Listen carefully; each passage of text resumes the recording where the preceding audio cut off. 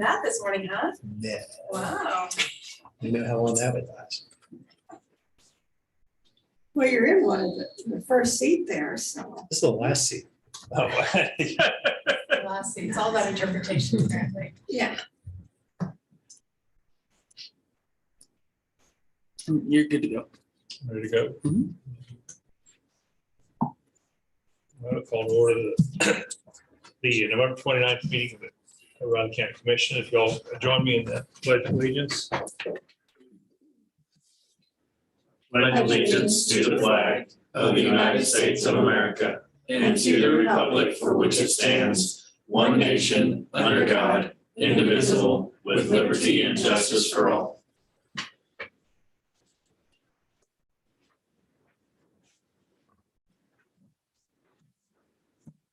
Started on the meeting with the public comments. I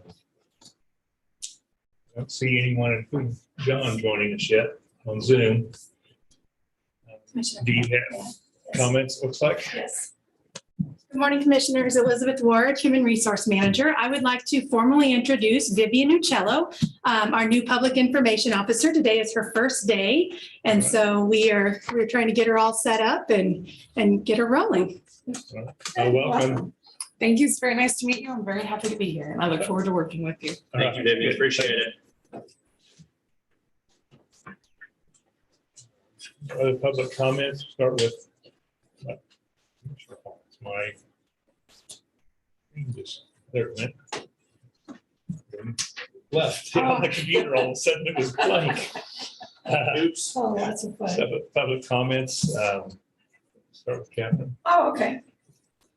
Okay, well, last Monday, I attended the intergovernmental meeting after our BOCC meeting.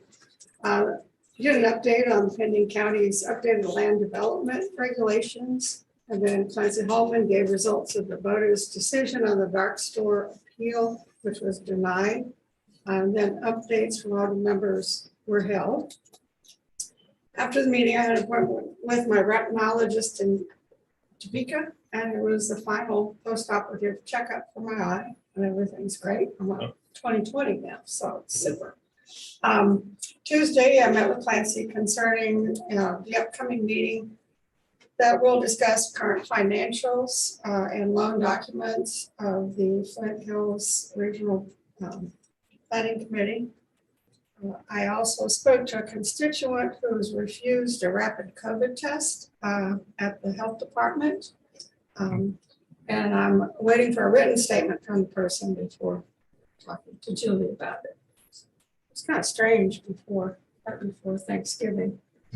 Thursday, I hosted some friends at my home for Thanksgiving dinner, including my daughter and her dogs. And I just spent the weekend listening to the football game and doing some Christmas preparations. John, There you it ready is. for some comments? Yeah, I am. It took me about 4 times to try to get myself on here this morning, so sorry about that. I'll be somewhat brief here. First off, I just hope that everybody had a wonderful, safe, and memorable Thanksgiving. As everybody is aware, I spent mine here in Hardin County, Kentucky, spending some time with family and friends. And speaking of Hardin County, I'm actually Zooming this morning from the sheriff's office. No worries, I'm in no trouble. Okay, in advance, the Hardin County Sheriff was nice enough to let me use his office this morning. His name's John Ward. He's a nice guy, and I appreciate that. And I also want to give kudos to the Hardin County Clerk, Deborah Donnelly, who's going to be providing me with a tour of some facilities later. So just so you know, Rich, I'm not taking any pictures because I don't want you to be jealous, but I'll have some information to share later on in the week. I'll be coming back home tomorrow, and I should be back tomorrow afternoon. So just a couple other things that's kind of going on here throughout the week. I need to pull up my notes here. Sorry. You probably mentioned it already, but Monday, of course, last Monday, seems like forever now, we hosted that last intergovernmental meeting for 2021. Appreciated both Clancy and Amanda for giving updates on the comprehensive plan and the Home Depot dark store case. appreciated getting all those updates from local entities as I usually do, but not just in November, but throughout the entire year, and look forward to starting new with, I believe, the city of Manhattan doing those in 2022. Tuesday afternoon, as I was traveling out here, I spoke via phone with Stephanie Peterson from the Manhattan Metropolitan Planning Organization on a couple of items, including the drafting of a new organizational employee contract for her and Jared and any other future employees that will come up along with the organization. Being as the MPO is now its own fiscal agent, this component is thought to be necessary for, obviously, for transparency purposes and other things moving forward. We also discussed some ongoing challenges with the Flint Hills Regional Council and what that may mean for her and the MPO as well. Those things will probably be determined on later on down the road. Also on Tuesday, when I did make it finally into here, I kind of went through NACO's new county levers to drive economic mobility. It's a report that examines the underlying elements of economic mobility or movement up the economic ladder over the course of a lifetime, and identifies how county leaders can use local power and authority to leverage county policy and planning and service deliveries, and leverage to foster upward mobility for both residents and key county components. So that's actually on NACO's website too. It can be checked out and looked out by anybody. Some real useful information in terms of housing, education, workforce development, health, community and neighborhood developments, as well as justice, public safety, technology, and information access. So other than that, that's really all I've got. So. Thank you, John. For myself, again, as they all said last Monday, we had the Intergovernmental Luncheon here. They all updated on that. The rest of the week was dedicated to holidays. Thursday, we went to my wife's family Thanksgiving. And then Saturday, we had our family's Thanksgiving at my son's house. So got to double dip for turkey this year. The only bad thing about not having it at home is we didn't get I don't get the leftover turkey. So I got some. Just for the record, Greg, I ate enough turkey to cover probably everybody in the room. So you're good. okay. Well, and with that, ready to start business. First item we have the motion to approve the 2022 Riley County Pawnee Mental Health Services contract. I can go ahead and make a motion to approve. Second. So moved and seconded to approve the 2022 contract with Pawnee Mental Health Services. All those in favor? Aye. Aye. Vote sign, please.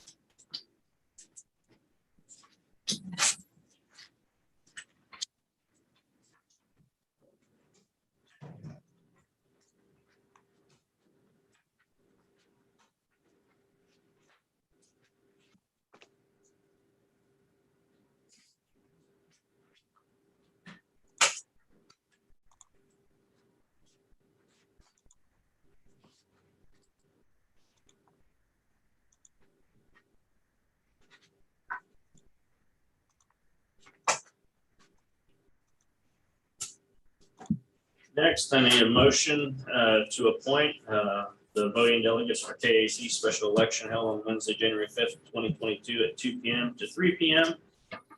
Excuse me, this is virtual only, so the commissioners are aware. What was this for again? Certificate of voting delegate and alternatives for special election, January 5th, 2022 for KAC. Yeah, it's for admitting an entity to the KAC. Oh, okay. It's the Kansas County Human Resource Association. We went with that one, she. She's. I don't know about this. Yeah, I I don't don't have to know. vote for it. Running. I know that human resource thing's kind of iffy. I don't know. Now she's Yeah, away. I got her. She's just ignoring me.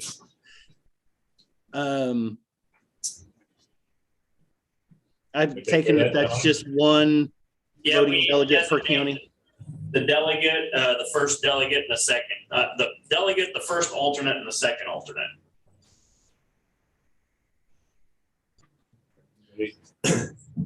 Who wants to be it? Last time, it's your turn. Okay.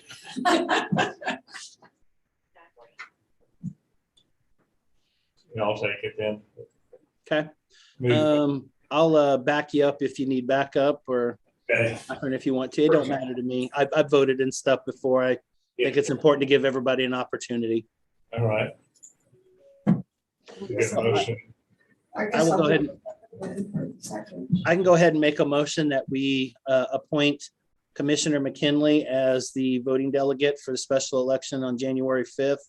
Second delegate would be Commissioner Foki, and third delegate would be myself, Commissioner Ford. Second. Second. Moved and seconded for the voting delegates for the KAC special election. All in favor? Aye. Aye. Aye. And next, I have Raleigh County Personnel Action Forms, Daniel Trencher, EMT EMS Ambulance Department Separation of Service, Olivia Garver, EMT EMS Ambulance Department for Separation of Service, Nancy Meyer, Legal Secretary and Attorney's Office, Separation of Service.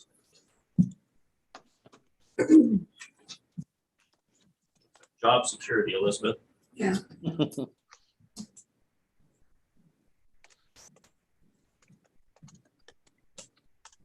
The EMTs, those two EMTs. Excuse me? Those two EMTs have not, they've been PRN and they have not been putting in a lot of hours, so we want to.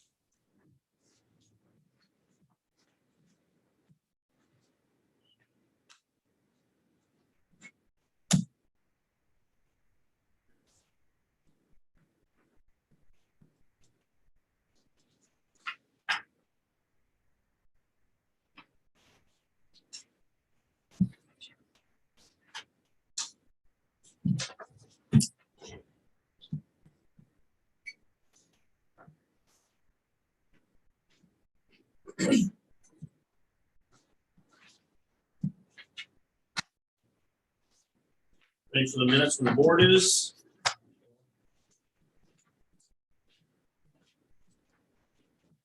We have the minutes up, John. Minute. Page 1. Page 2. Page 3. Page 4. Page 5. Page 6. Page 7. Page 8. Page 9. Page 10. Page 11. I would make a motion to approve the minutes as presented for November 22nd, 2021. I'll second that motion. Been moved and seconded to approve the November 22nd minutes. All in favor? Aye. Tentative agendas, look, commissioners. Pretty tentative at the moment. I have a feeling it won't end up that way, though. Any items for next week's press conference, commissioners? Nothing here. Okay, next we have Mr. Holman at 9 o'clock.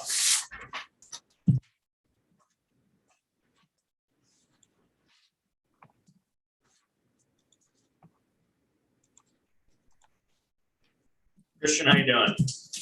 All right, how are you guys? Good. Have a good Thanksgiving. I did. Good. Get the 18 back today. Maybe I'll get my name right. Did you notice that? And AJ's art write-up last week talked about Commissioner Greg McHenry. Yeah, Oh, really? yeah, I saw that. I have to tell Yeah. him we got a I promotion. thought that too. I sent him an email. He said, no, thanks, I'm busy. I was gonna send an email and see if the appraiser could actually serve in both roles or not. Yeah. That'd be a knot. It's like. Kind of what I figured. I guess I also failed to mention in my comments to this, the horrible atrocity on Saturday down in Austin. Yeah, we all, we passed that. Passed on that. Yeah. Yeah, not good. Not good.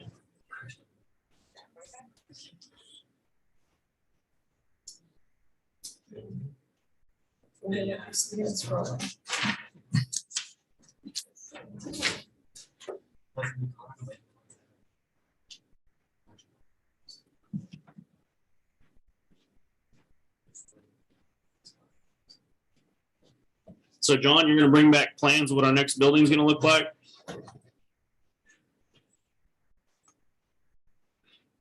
You're on mute, Commissioner. I can neither confirm nor deny. It's my kind of client. I will tell you their EMS facility is just off-site here and it's really, really nice. So I'm gonna take some pictures of it for sure. Yeah, that's nice. That's good. That's really good timing wise. Yeah, this here, it's about a 4-story building. It looks bigger than what they need, but as we always talk about, they were probably planning for the future. So, and they've got plenty of space on this particular site as well. Might be a good look. How old is it? It's about 4 years old at this point. Might be a good idea to get a contact to have David contact them, I can probably possibly do that. you know, to see what they like and see what they would have changed. And yeah, that'd be great. Yep, we can do that.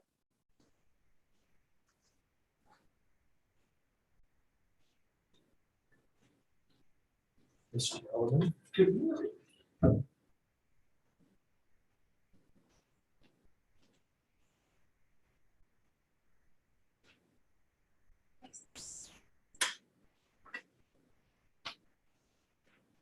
You can good for the face and a living person, so COVID did. Guess there's a new variant. Oh, I'm sure. We'll probably have an opportunity to find it. How you doing, sir? So you on me. Right behind you. Quiet as a cat, huh? Would say that.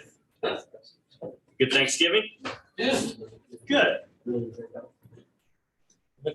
We talk about counties working, I meant to tell you, we're down in Texas. It's being.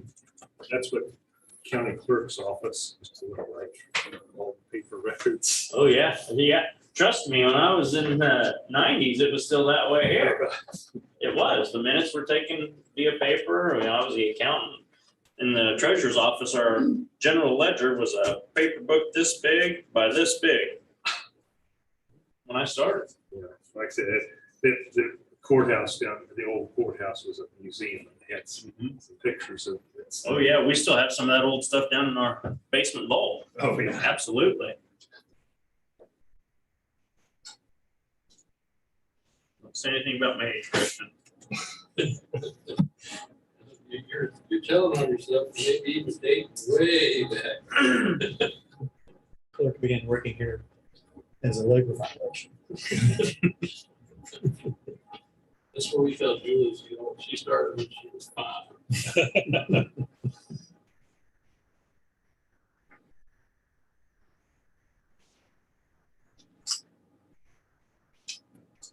Yeah, like I said, when I was working for Eileen King, her and I implemented the first computerized accounting and tax system here in Riley County, first one. Yeah, it's hard to believe sometimes how quick things have changed. Things like when I started estimating, it was, you know, That's rows of papers. Yep.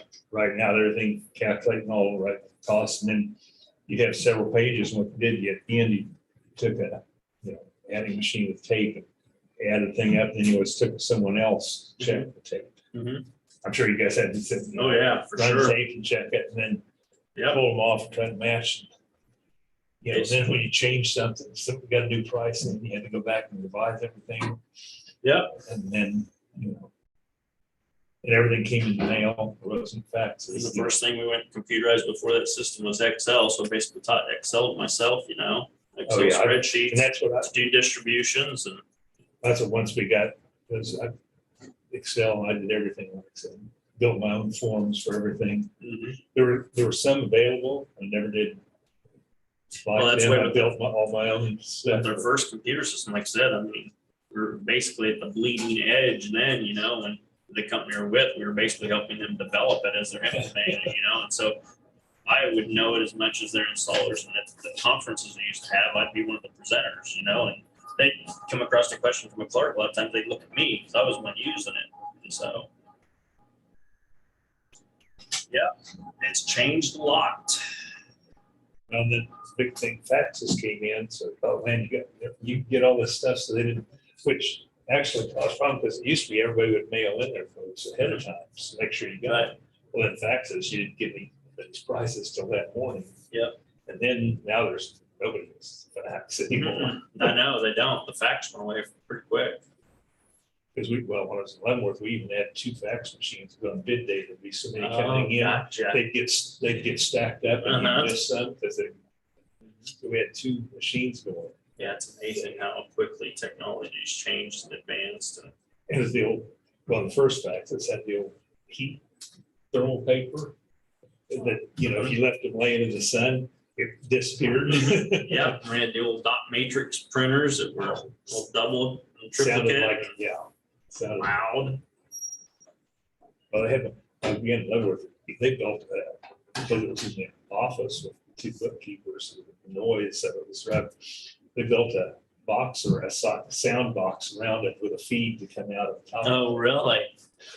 Yeah.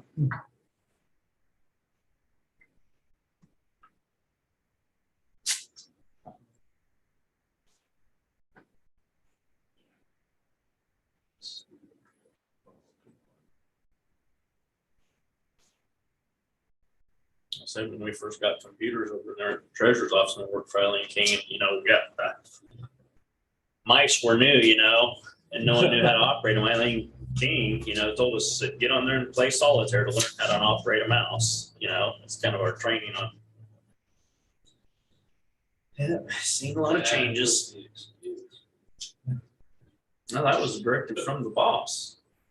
Boss's orders. The problem was every week they'd announce a line for that week's game. So some controversy there. Yeah. Did you actually get good at playing solitaire? Yeah, there were other people way more into solitaire than me in computer games. Understandable.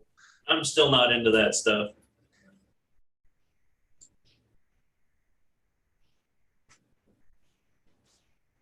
Morning, Corey. Good morning. All right, Thanksgiving, all the younger kids bringing it in all their games. Oh, I've got this, you got this. Oh, the other thing, did Thanksgiving Day, had one of the Kansas City Chiefs coaches was there. Oh, really? Yes. One of our cousin's daughters is married to one of the Chiefs coaches. Oh, really? I just have to talk to him about it, except he did spend most of the day playing in front of the TV watching, watching the games to check the other teams. It'd be a rough job to have. Yeah. No, we did. And they were saying because, they had a bye week this week, so he actually got to attend. Usually he works that day and he comes in the evening and heats up. That's his thing. Leftovers. Heat that leftovers. Yep. Lucky he gets to go home. Yeah. Some of those guys.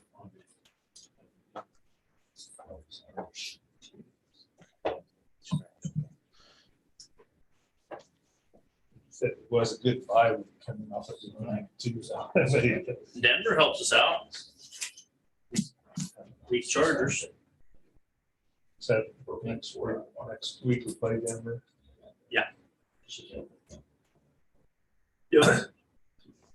Said the Chargers won and been tied with them.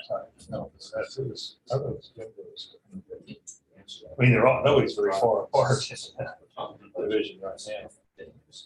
That's something told me. I said, oh, it's kind of hard to root for Denver. Yeah. Well, it's kind of like a root for KU against Texas. So. Right. Yeah, I know. And then KU beats them weekend. Yeah. You see that? I meant to mention that college game day after that win by KU, somebody had a sign in the background that said, "We want KU." Decisions we've made.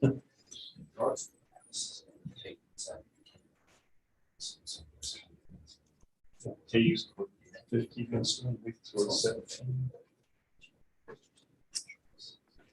Sounds like the old days. KU used to be like this. Yeah. You know, so- Not a lot. Just with Well, Mangino. not Just with Mangino, the only time. Before that, yeah, I'm back in thinking the back in the 30s and 40s 70s. maybe. Yeah. But Oh, yeah, for sure. We were definitely feudal U when I started college here. Yeah. Right, Vince Gibson had a little bit of a flair when I was there. Yeah, that's why. The old Vince Gibson, There's a whole series of places. KU, so it was, we were good at basketball and then we I don't recall whether we had to do it. kind of turned around. Build out. Kind of not quite. You still need to pick it up a notch in football. Much like what? I'd like to consistently see 9 wins, you know. Fans, we paid to build that.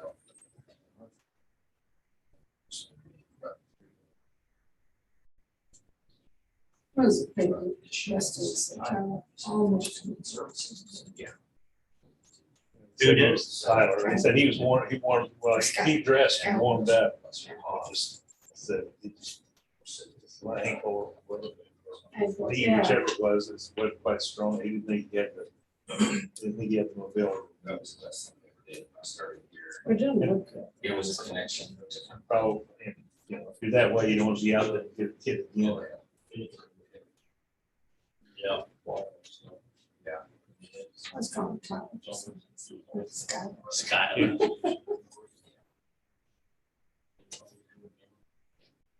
We have line of sight, so.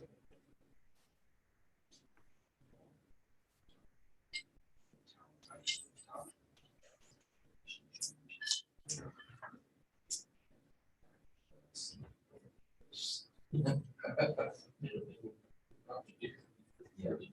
Yes.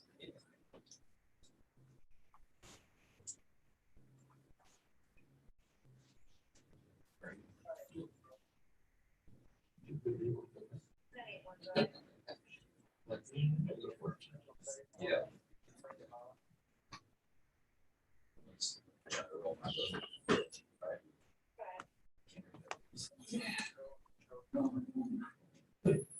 Just think I want to go work, and I go, we got to. Yeah.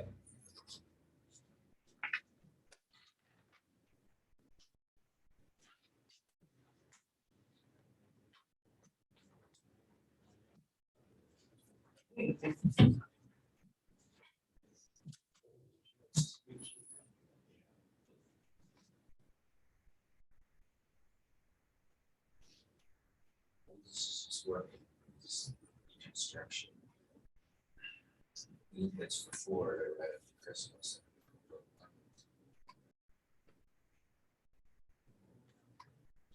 Yeah. So, yeah.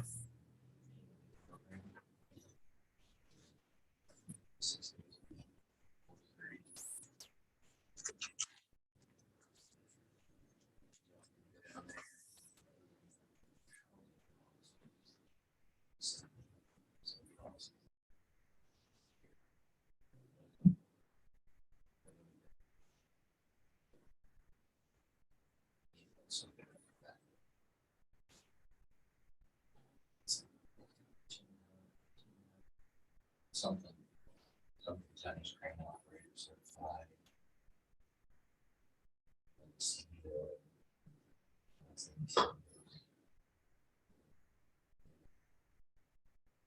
Smart big course.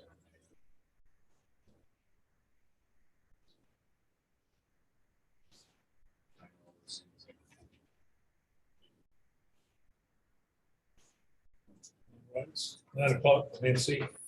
Good morning, Commissioners. Clancy Holman, Riley County Councilor. Before you is the weekly project list. I wanted to start off with this time with those items that have some italicized material, so they indicate work done since the last report. And again, this is always a snapshot. It does not include everything the department's involved in, but try to highlight those items that may be of particular interest to the board, or just to let you know what the department is up to. Begin with human resources, had a couple of personnel issues involving different departments. That doesn't always necessarily indicate anything bad. It's just work on behalf of the department. And I try and on the report identify those items related to a particular department when I can, and when it's possible to do so. As well as at the top of the list, as you are used to seeing, specific projects that the board itself is involved in. Going on with this part of the list, moving on down to the indigent defense panel portion. Do not yet have a contract back. That proposed contract for 2022 was provided to the panel members. All panel members have to advise by December 1st if they're going off the panel. One of the members did. That's why there's going to be one vacancy in 2022. That individual did the correct thing, and a month or so in advance, actually 2 months in advance of that deadline, indicated that they would be going off the panel. So as the board did last time, my intent is to schedule a time in December where anybody who's interested in being on the panel for that vacancy, or who wants to, if somebody else is not going to sign off and tell us, so they have to notify us if they're going to resign by January 1 of 2022, they're coming up on the deadline to let us know under the contract. So not aware of anybody else who is not going to be on the panel. And I have sent out an email asking, well, who's signing off and who's not. So should be able to update you with that. If any of you are not going to be present at a meeting in December, you might let me know so that I can schedule any presentation by somebody who's interested. As we've done in the past, they'll come in and make a brief presentation of why they want to be on the panel. The board can ask a series of questions that you're interested in from the prospective panel member. It's entirely up to this board to decide who serves on that panel. And what you have, although we refer to it continually as a panel of attorneys, you don't hire a panel. You hire individual independent contractors who work as a panel. They have a cooperative effort, which is really good. They work well together. And that provides the best opportunity for them to cover one another. When they're unavailable for a court appearance, then some other panel member can come in. So we've always encouraged that. That's what the contract's designed to accomplish. But you don't, just to remember this, I would ask you to remember that you don't hire a panel, you hire individual lawyers to fill those spots. Yes. So when the individual cases come up, do they just go in, they just have an order, or do they? That's entirely up to them. That's one of the great things about that's a great question. It used to, some counties do it that way. And quite frankly, if you don't have a panel like this that's available, there will be generally some kind of rotation where the clerk's office, normally the district court clerk, not the county clerk, the district court clerk will maintain a list of those attorneys who are going to serve by state appointment. And there you end up, right now the rate has gone up. It's right at $100 an hour, I think, for those services. And those attorneys that are selected from private firms in the given county, normally there's some kind of rotation. Those willing to serve, let the clerk of the district court know. If it's a small enough county, it's not a matter of volunteering. You are going to be occasionally selected. And provided there's no conflict of interest, you'll be assigned to that case by the judge, and then you submit bills that are paid after approval by the court. They're paid through the state. The Board of Indigent Defense Services actually pays in those circumstances. And there's some cases that even our panel does not take. We negotiated with previous panel. There's a couple of things that ordinarily they might have to take as members of the panel, but they don't have to under our contract. It's one of the benefits of being on the panel. But that's kind of the broad strokes of how that works. Usually what happens too in most counties, if there's enough attorneys, and believe it or not, there are counties with not enough attorneys. I know that's hard to imagine. But if you have plenty of lawyers in the county, normally as people develop their practice, they move out of that eligible list informally, and the younger attorneys get assigned to it, which is appropriate because that's the best way. One of the good ways to get trial experience is to go in and represent people in contested criminal matters, and child needed care proceedings, and all those things that our panel does work on.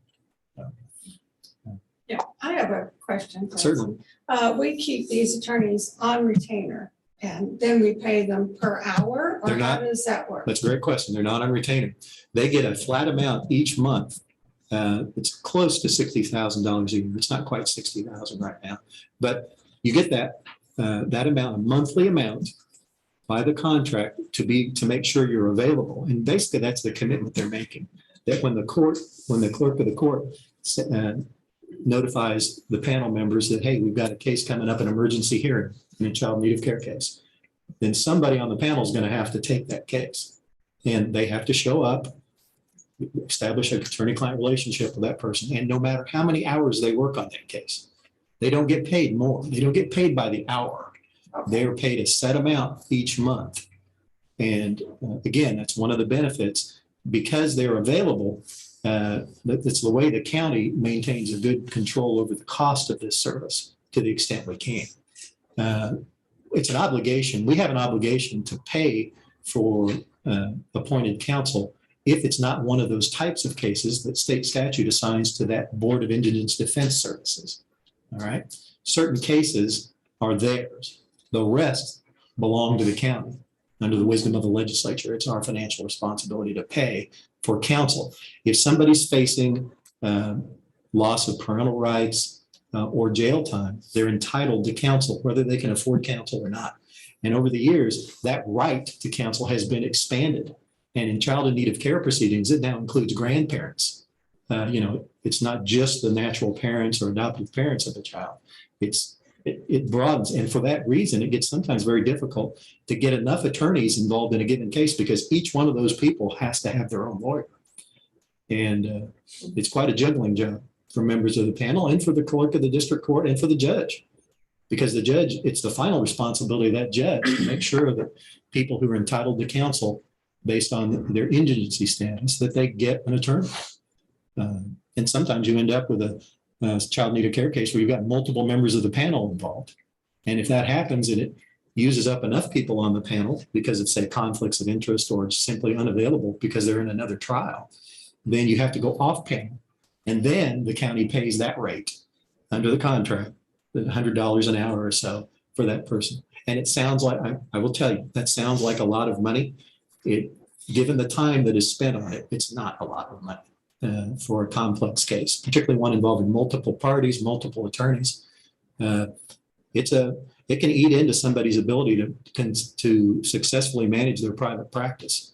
The things that actually, this is kind of it's intended really to be a job that kind of helps an attorney in private practice who's maybe starting out or maybe wants to maintain a certain level of work, but not work 90 hours a week to keep the lights on in the business, maybe provide for secretarial services.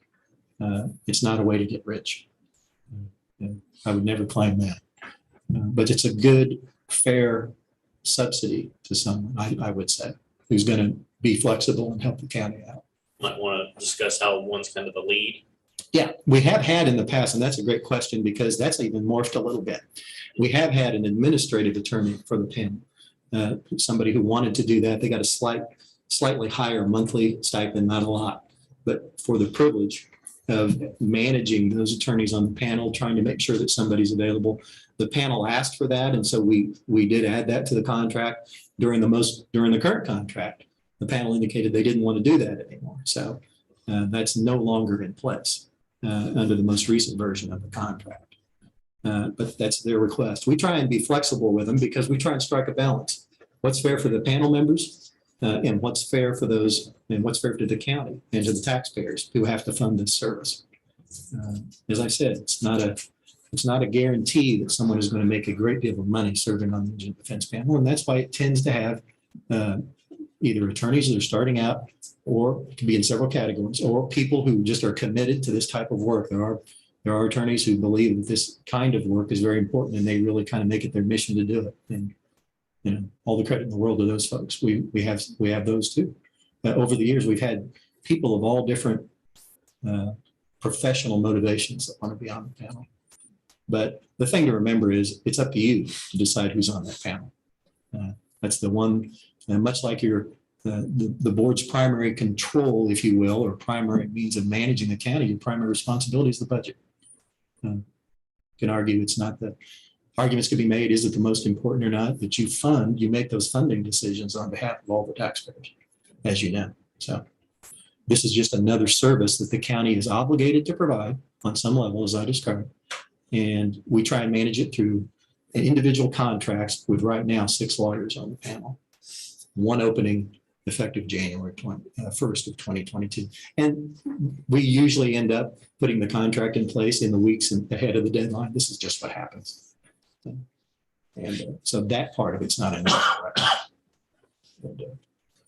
So We'll see. Nancy, they're getting an average of 60,000 a year. It's approaching 60,000. Yeah, and how many cases, do you have any idea how many cases they actually managed? We do. We actually have that documentation that's been provided over the year. Clerk's financial officer over the past has helped track that. And Delana Nichols, the district court administrator, also tracks this. This kind of leads into an important part of the contract. For years, we provide, and the panel's been very good. They turn in time records to show how much time they're putting in on this. Ordinarily, historically, okay, and there are exceptions. Historically, this amounts to about 20 hours a week. Now, that could turn into 80 hours a week, depending on what kind of case you get for a period of time. All right, so there's that. Again, that's kind of the risk and reward of being in this contract. Risk for both parties and rewards for both parties, depending on the nature of the case. And we have no control over that.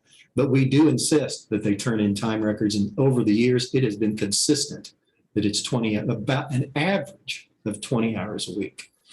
And that's one of the real benefits of being on the panel, because you're obviously getting paid a fair sum for that amount of work. To the extent it goes much above 20, it's not going to be something you're happy about, but that's nothing that experienced attorneys aren't used to. There's an old saying in the law, yeah, you can bill, what's your billable rate? Yeah, you can send a bill. Getting paid may be another thing in private practice. This is a certainty you're going to get paid when you engage in this kind of work, because the county will pay that every month. And it applies whether you do 20 hours a week or 2, because we know that at some point during the year, you might have to put in 60 to 80 hours a week for a period of time, depending on the case you're on. And during that time, your private practice, you're going to have to shuttle things around, which is never pleasant. But as I said, there's risk and reward for both parties, but we always try and be fair. We don't try and take advantage of anybody. And the panel, they do good work. They do a service that we need to have somebody perform. And I can always provide the documentation. I can have some kind of updated version of the most recent figures we have, and I'll make sure the board gets that try and get you that before your first interviews. That would be good. So you can see what the actual documents show. It's interesting stuff. And it's been so consistent. They've been so good about reporting that it establishes how much work is normally involved in terms of hours. You could have a 20-hour a week case that makes you want to jump off a bridge, believe me. So. All right, going on down the list, unless you have further questions about the agency. Yes. I was just going to make an observation and then I have a question. Sure. Of the 6-member panel, it's kind of split into 2 segments. One that kind of deals with family and child related services, and then the basically everything else, which includes the criminal side, just as a caveat to everything that Clancy was saying there. How many? Just for a second, John, let me just jump in there for a second. That's if the panel's choice. That's not a detail. We don't assign that. Right. What we do is, what the board does is hire an attorney that says they will perform all those services under the contract. And then we leave it up to the panel to decide. It just seems like to me, we've got 3 that kind of deal with the criminal side a little bit better, and then 3 that kind of have some specific focus and background experience on the family and child services side. So it kind of covers all the bases there. My question, I guess, to you, Clancy, is I know we have 1 applicant so far. Do we have any others? Not that I'm aware of, but I can't say I kept up on my email during the holidays as I should have. So I'm going to go back and check. I'm aware of one applicant so far. Okay. Normally what happens is the bulk of the panel re-signs each year. We never assume that. We always have to make sure that they're interested, because if they don't want to do it, then we'll have to take steps to find people who will. We would just simply send another notice out probably to the bar, as I already did on this first go around, and say, maybe we have more than one vacancy. And if we need to do an RFP, we'll find somebody. There are attorneys out there that are willing to provide this, and the panel we've got is a great one. We have historically had really good members on this panel, and that's continued very consistently. So these are all local attorneys, or if you go through the bar, then they could be from other areas? Great question. There's nothing that prohibits us from bringing in somebody from another county. We actually, at one point when we were trying to fill a spot, we were a few years ago, and we had an applicant from outside the county. I can't remember why that didn't work out, but we didn't end up hiring them. But there's no prohibition on that. It would only, the only thing they have to be, obviously, is a qualified member of the bar who's willing to comply with the contract. And that person, what happens is the rest of the panel will find a way to work with them. Because in the end, it helps them to have a really good collegial effort among panel members, which again, we're always pretty lucky in the past. And that seems to be what has happened, because they divide up the work as they see fit. They could easily decide they have one attorney who wants to do all the child in need of care, and that's all they want to do. We don't care how they do it as long as they're available, so that we don't have to go off panel and pay that higher rate. That's the concept. Just so we can control costs to the extent that it's possible. And it's very much, it's kind of a version of inmate medical costs. We have a limited amount of control, but circumstances could put us in a position where, for example, maybe, all due respect to Barry, I don't think this will happen. It's not his fault if we have serious crime in the county either, but we say we have a multiple murder case where we have a case, a high-level felony of some kind that it's appropriate for the panel to do. And we ended up doing that. We could end up with expenses that are far above what we normally would expect, because it could have to go off panel as well. And there's no control over that. There's just, all you can do is prepare to the extent you can, try and be fair in the contract. Believe it or not, that's what it really represents. And it represents a negotiated document that over the years we've worked with the panel on coming up with a document that works for both sides. So we'll see what we end up with in terms of any opportunity to do additional interviews. I suspect most of the panel members will re-up for 2022. We'll find out. That will be up to them. Going on down the list, after that, we've got the Rural Economic Development Advisory Board. I've worked with staff on coming up with that resolution. The last time Amanda brought this to the board had some suggested changes. We've got those plugged in. You should be seeing that to approve or disapprove or add additional amendments this Thursday. I know the goal is to get that certainly done in December, so we'll get that taken care of. We've also had, as you can see, made a note there, we had the opportunity for the board to review a staff draft of the vaccination policy that was handled last week.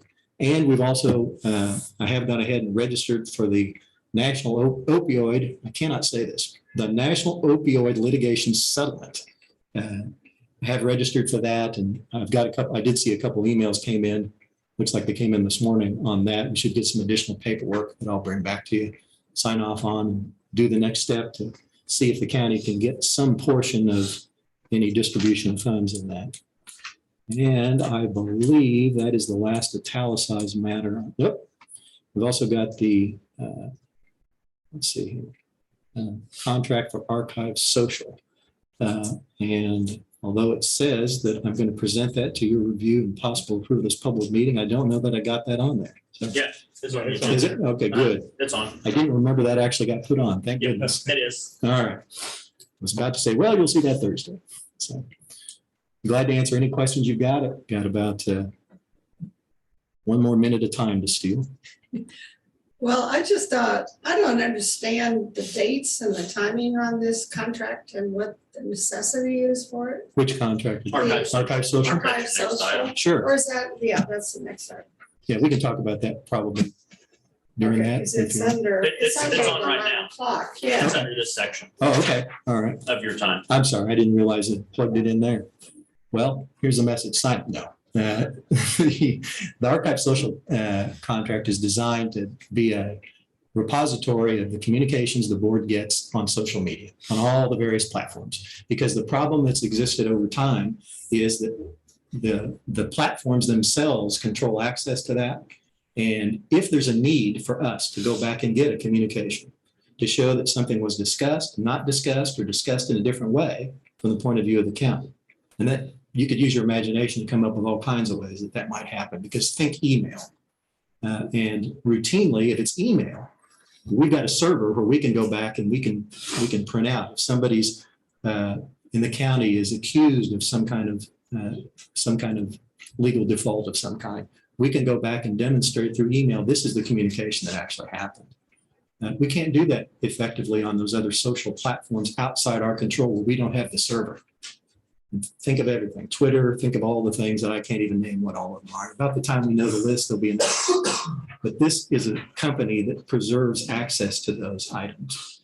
And that's the point of the contract. That if we need to go back and find out what a Twitter discussion was that involved the county and was communication from us through Twitter or one of these other platforms, this company will be able to get that information. They're actually going to store it for us. Now, I will tell you, they're storing it on servers controlled by those platforms, but they have access through an arrangement with that company. They have a different arrangement. So I know that's a tangled explanation, but that's the real purpose of this, so we can get that information if we need it. Because otherwise we have to rely on their willingness, their voluntary provision of the conversation, and there's no way to force them to do so. Do we as the county actually use all those platforms to make decisions on, or? We don't, but we don't need to. It's somebody communicating with us. We do some of that, and those things that we generate we would have to rely on their good faith to show that communication is something, the actual communication that happened. This enables us to get those conversations, to get those statements. What kind of put me over the edge of saying this was something that the county, on my own view, because I'm not a user of all those social media things. I have to be schooled by IT as to how that happens. And there was a good resource on that. The previous IT director and I decided at one point, said, well, this is just like email. If it's important for us to get access to email on things, it's important for us to get access on these social media platforms, because that's how people use it. Comparatively few people are going to use email, particularly a given demographic, probably of age, but not exclusively. People tend to use those platforms for what used to be exclusively email. That's my understanding. I think that's fair. And so, You have any more to add for it? And if you do, if you could. Sure. get ready for the technical explanation. Okay. You thought what I said was confusing. No, I won't get into technical, but to Clancy's point, one of our most common social media platforms that there is give and take on response happens to be with the health department. As they continue to put out publications on when vaccine clinics and so forth take place, people are asking questions, and then there's back and forth conversation that goes on. There's also some people that get out there and, well, they tend to cross a line on some things. And I believe that this would also be the type of thing that if something went too far, we would know what happened if we had an upset staff member or something that took place in a social media type platform where they're out there. And so that's why this is necessary to do.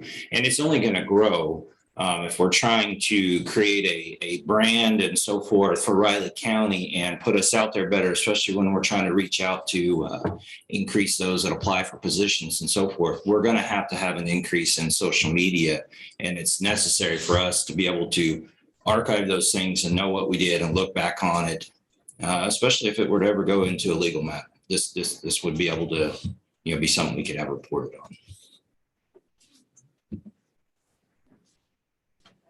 Yeah. And Corey, Corey and I guess Vivian, while you're there, obviously one of the other social media components is YouTube. And obviously, as you see this morning, our meetings are live streamed on YouTube. So if there's comments or something that needs to be pulled up for clarification or I guess reality purposes along the way, this also covers that. Is that not correct? So YouTube itself, the meetings are stored out there, but there is no timeline for when they drop off. It's just a matter of storage itself. That would be another discussion we'd have, and I actually have it on an item at some point that I'll discuss if we need to move into, and I'll involve, Vivian and others in that. If we need to move into our own storage where we control how long we have meetings and so forth archived, if that's necessary.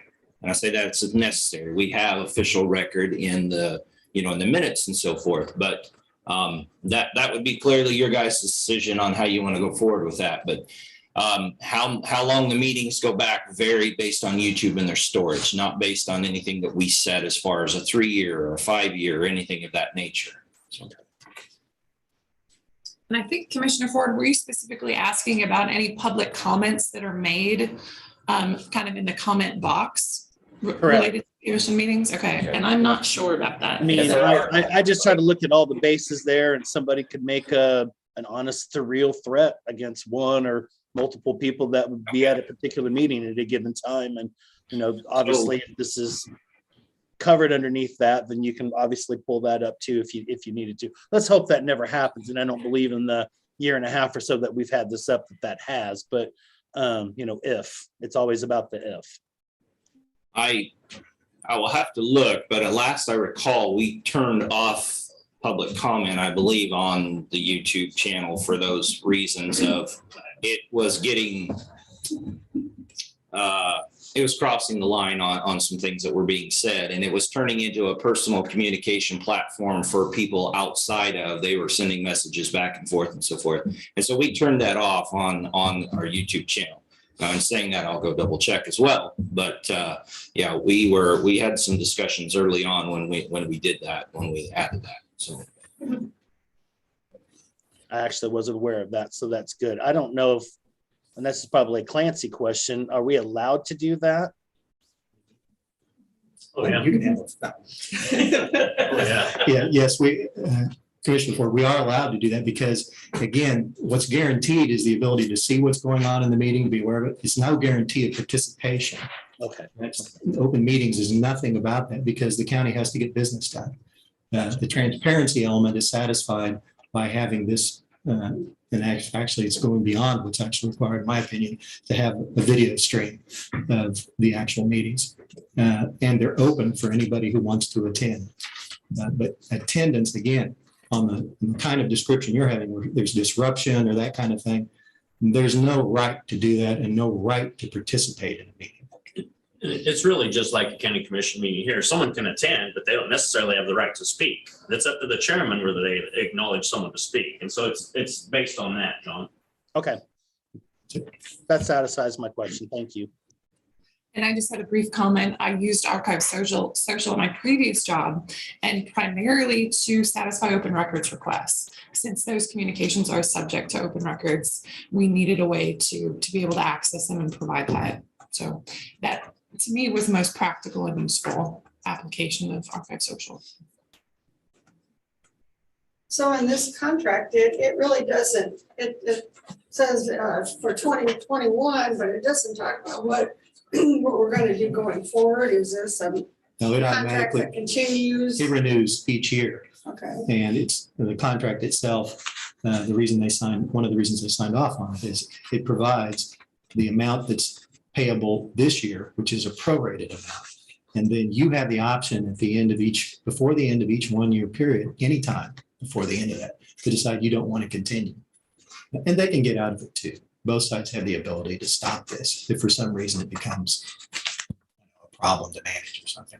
I don't think that's going to happen. But you do have to have, one of the most important things you plug into a contract, in my opinion, is what happens when one or both parties want to get out of it. And so this one's clear. It's up to you to decide if you want to continue or not. So this basically is saying, okay, we'll pay you for 2021, but it's not, It's going forward into. It's going forward into future, too? 2022. Okay, what's the cost gonna be going forward? Well, that prorated amount, I think, was designed to be half, if I understood it correctly. So double that for 2022. And that's in our budget? Well, no, there should be, yes, that should be a budgeted amount. It wasn't originally, That no. wasn't- It's That something was new. a question that I was gonna ask, and looking back at notes, I didn't see any reference to who was paying for it, so I didn't know if we needed to cover it out of our IT budget. I don't remember how that was presented originally when Kevin was here, so we can look back on I that. don't know. Well, and that's normally, I kind of assumed that's what was going to happen. And it can, IT it expense. can. When it said this, Go ahead. this is for 2021, are they gonna go back for everything we've done so far? That isn't just for the, how many I wouldn't, weeks left of the year, I said. I wouldn't expect them to go back now. No, because the contract is effective on the date. But it's then why signed. are we paying half price for 1 month? Well, again, that's something that we can either, you don't have to sign the contract. We can go back and renegotiate that. And it took quite a while. I will tell you, this had an unusual starting point. It began with, well, we don't do contracts. And then, so we had those discussions about, well, we're going to do one here if you're going to do business with us. And then it was, well, we have a enterprise license agreement. And they submitted that and said, well, this enterprise license agreement, none of it can be changed. And we explained, no, it's parts of it will have to be changed. And so it was changed. So there was some, this one did involve quite a bit of delay in terms of getting an agreement both sides could live with. That's part of the reason it's structured the way it is. So, in my experience, when we first activated Archive Social, they archive every record on the social media account since it was established. So the access point is for your ability to go in and search those records, but they archive everything that you've ever posted Okay. and that's ever been posted. Okay, So so that, if we didn't sign this, they'd go back to everything they could find up to now. since the account was created, yeah. Could be added in, okay. That's Yeah, all. which is very It's available. This contract just henceforth allows us to go and retrieve that where we wouldn't have the ability without the agreement. Exactly. Without paying the fee before, which just amazed us early on how they didn't have agreements. Yeah. Now, you will, Vivian, you will be monitoring this, or who's in charge of this? Or IT or- I think IT and I would work together. So if an open records request came in, I would probably be the technician searching for the information and presenting it to Rich.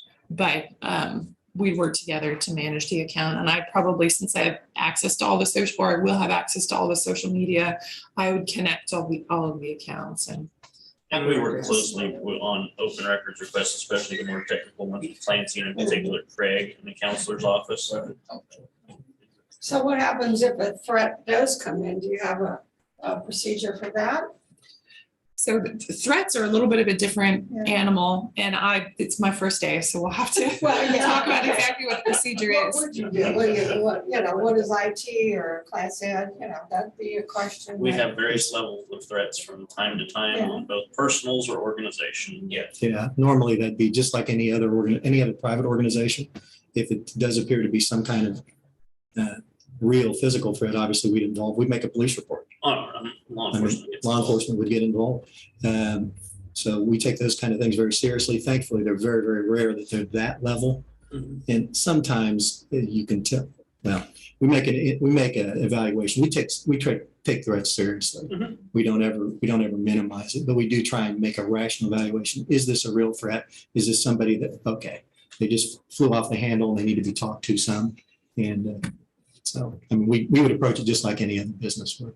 There have been times we've asked for police presence during county commission meetings when such action has taken place. Yep, and sometimes it's amazing how much the presence of a uniformed officer with a sidearm kind of helps the conversation be very civil. Yeah, but thankfully, it's never gotten to the point where there was real physical danger. So, but as Rich said, that's just a good measure of the fact. We take those kind of things very seriously. We don't ignore them. Get a motion on the contract or not? I'm going to go ahead and make a motion that we approve the prorated contract for I forget what it was again, and I just Archive Social. Archive Social for for 2021, and we can renegotiate for 2022. I'd second that. Okay, it's been moved and seconded. Sign a contract with Archive Social for 2021. All in favor? Aye. I will tell you, this contract goes into 2022. When it's anticipated, it automatically renews. So I It don't renews know. annually unless the commissioners want to. Right. Just for everyone. or just- I actually think the first open, with as much personnel time as we spend on open meeting records, that this will actually pay for itself over the course of a year. I honestly do. So you gotta wait and let John. when he comes back. It's just the chair. Yeah, we could have, you'll be back Thursday, John? I'll be back tomorrow afternoon. I could stop in the office before 5 and get everything started. That I'd would already be, planned on doing that. that'd be a good idea because they're kind of counting on it so they can do their next step. So, Okay, I should be back probably about 3:34 tomorrow, and I'll stop in before I even go home. thank you. That'd be very helpful. Commissioners are running a bit behind times. That's what I wondered, do we go ahead and jump to the press conference at 9:30 or? I don't know how much time Barry has. I'll take very long. Go ahead, Mary. Yeah.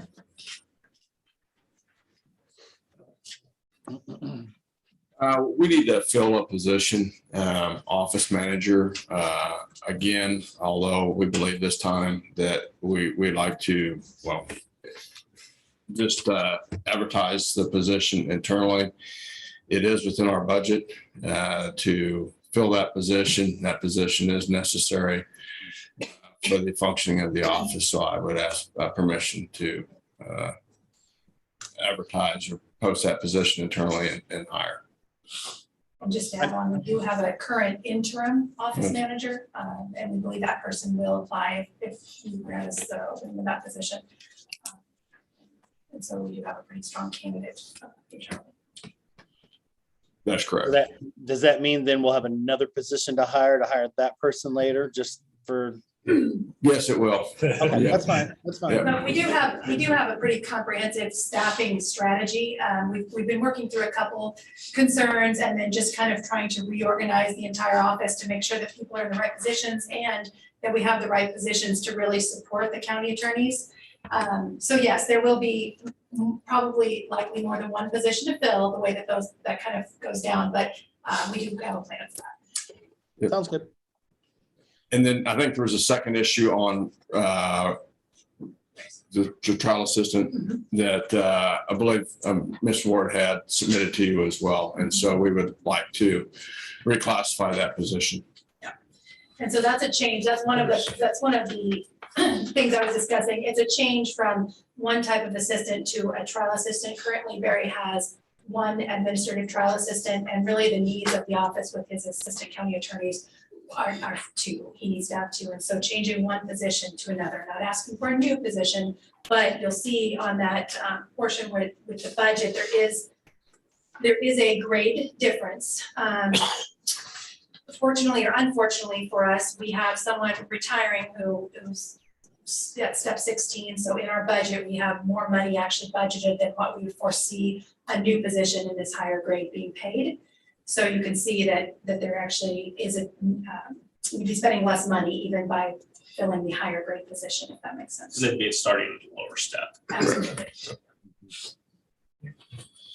So if I can get a motion on the first one, commissioners. First one was the office manager. Correct.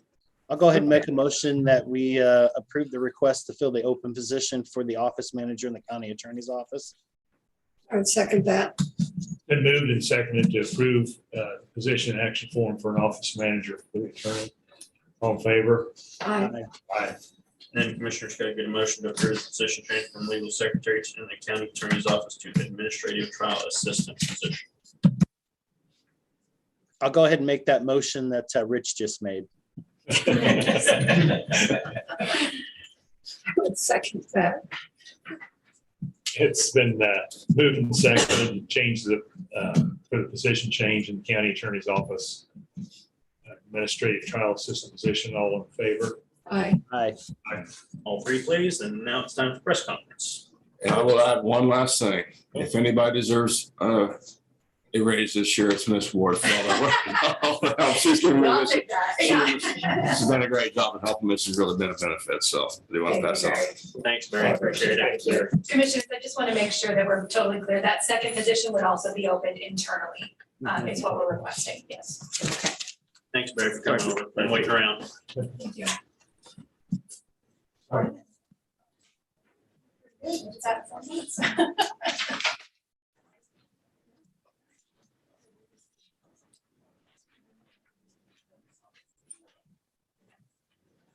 Even a short meeting. They're never short. Short as you want them anyway, huh? Well, let's discuss that. Oh, I'm sorry. Yeah. Time. Yeah, we need this down. That's Absolutely. important. You need to understand what's going on. Holy stuff. All right. You ready, John? Wherever you are. Go ahead, John. This is John Elderman, Public Works Director. Just have a couple public notices again. Reminder that Saturday, December 4th, the transfer station will be closed for repairs to the scale. And again, Friday, December 24th, the transfer station will close at noon and will be closed all day, December 25th. Thank you. Thank you. Another. Alvin. Alvin's got one.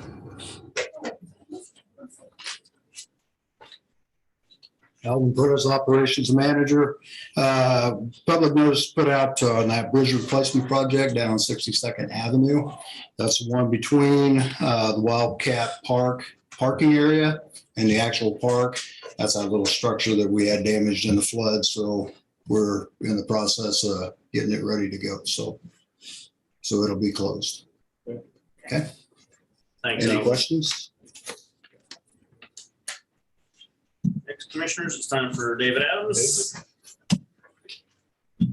Call that phone.